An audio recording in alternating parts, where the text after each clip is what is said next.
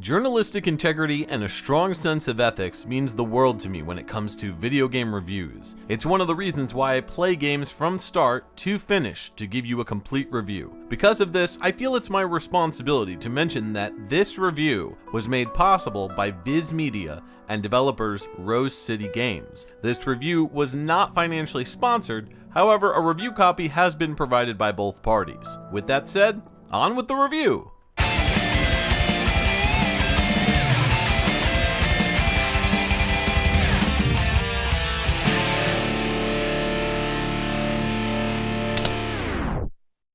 I'm not sure if it was the alluring character art that drew me in, or the trailer featured on Nintendo's YouTube page, but the world next door seemed right up my alley. An uber chill heroine with a crop top, wearing a fox mask who can wield magic spells, with otherworldly dungeons full of monsters, action-packed combat that requires heavy amounts of dodging and Twitch-style spellcasting. I was totally on board. So for those of you who haven't played this one, seen the trailer, or were on the fence for an MSRP of $15.99 here in the United States, let me give you the basics of The World Next Door.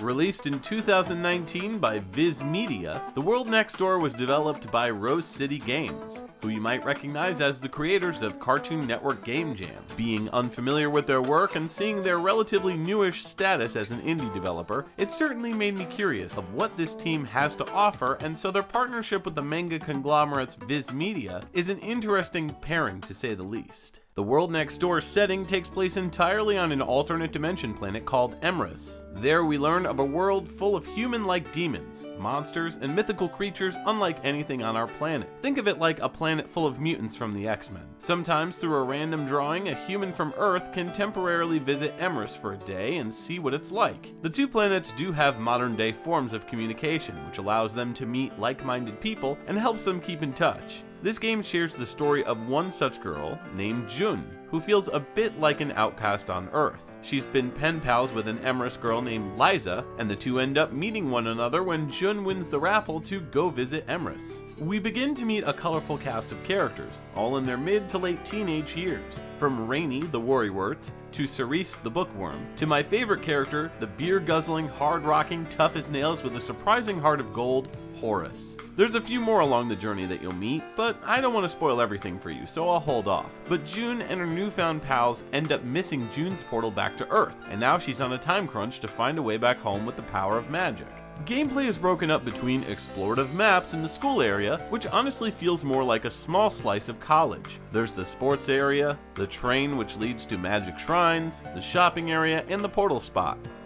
That's it. And when exploring these areas, you'll mostly just be speaking to a few Emerys people outside of your main squad, who just don't seem to hold the same interest. I realize they are non-playable characters, but you'll often find yourself doing extremely easy fetch quests for them, as well as your partners, and yet these quests don't max out beyond almost one per person. There are also no rewards for doing them, nor are there penalties, so it just feels like a huge waste of time.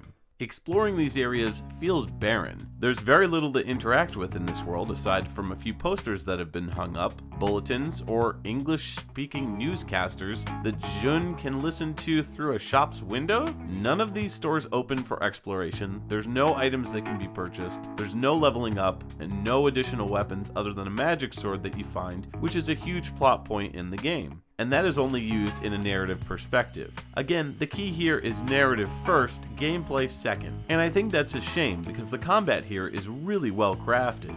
Jun's goal is to defeat the shrine bosses to acquire a symbol that gets imprinted on the sword. These 4 symbols, once collected, will supposedly lead Jun home to Earth. So Jun quickly learns to adapt the power of Emerys' magic and can use these in combat battles. Enemies are called grievances. They are Emerys citizens warped by magic to become evil. As Jun dungeon crawls through one of the 4 dungeons, looking for the gate key to unlock the room that the shrine boss is in, she may come across grievances standing in a specific room of the dungeon. As soon as you step into these rooms, that's when the fighting begins. Combat is comprised of moving magic symbols that are spread across the tiles on the floor until you've acquired a minimum of 3. You can trigger movement with the Y button on the Switch controller, which can also allow swapping with another tile when the time comes to do so. A dash ability with the ZR trigger allows Jun to dash across the playing field. Once you've lined up at least 3 tiles in a row, pressing the A button will activate them.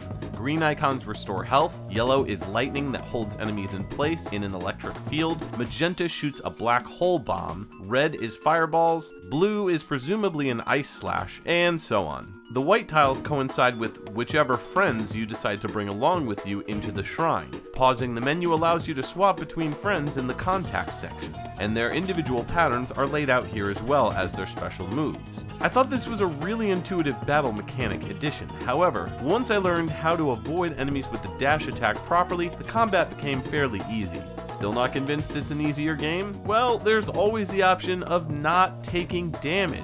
If you're just looking to see the storyline, you can apparently turn damage off in the options. Yeah, I'm sure my fellow old schoolers are rolling their eyes at this one.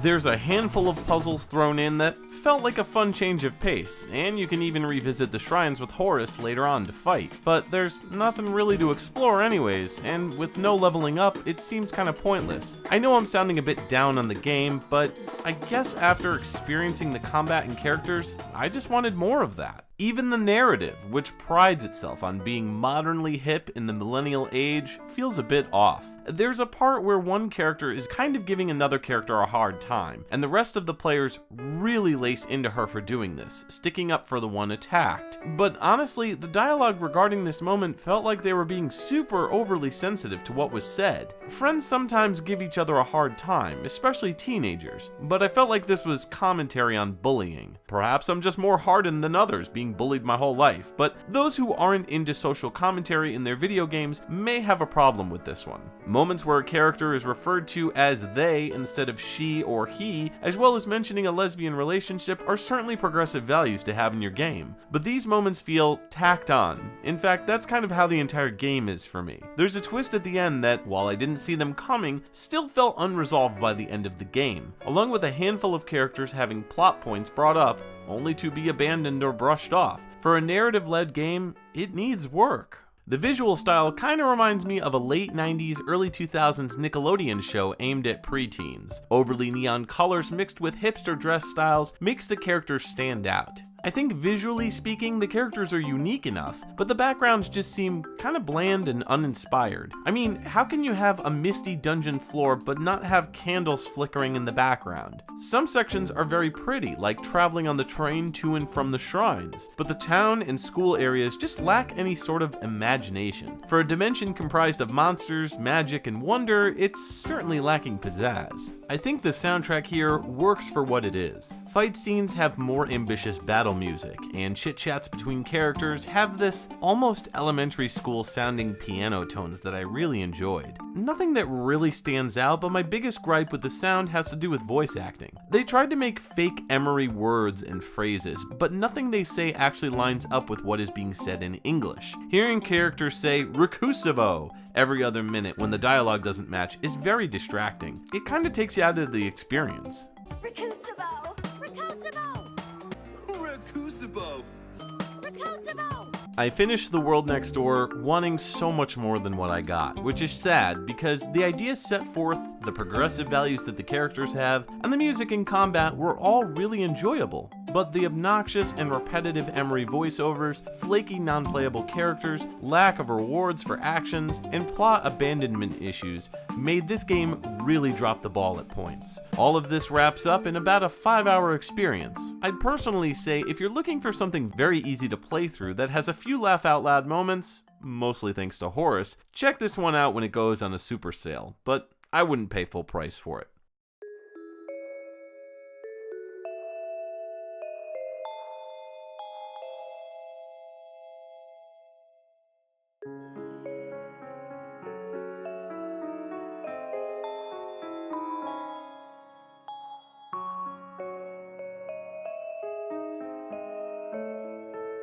Thank you to the following patrons. Your support means the world to me. Want more Dude You Haven't Played This Game? Make sure to stay subscribed to the channel and check out these videos enclosed below. As always, thanks for watching.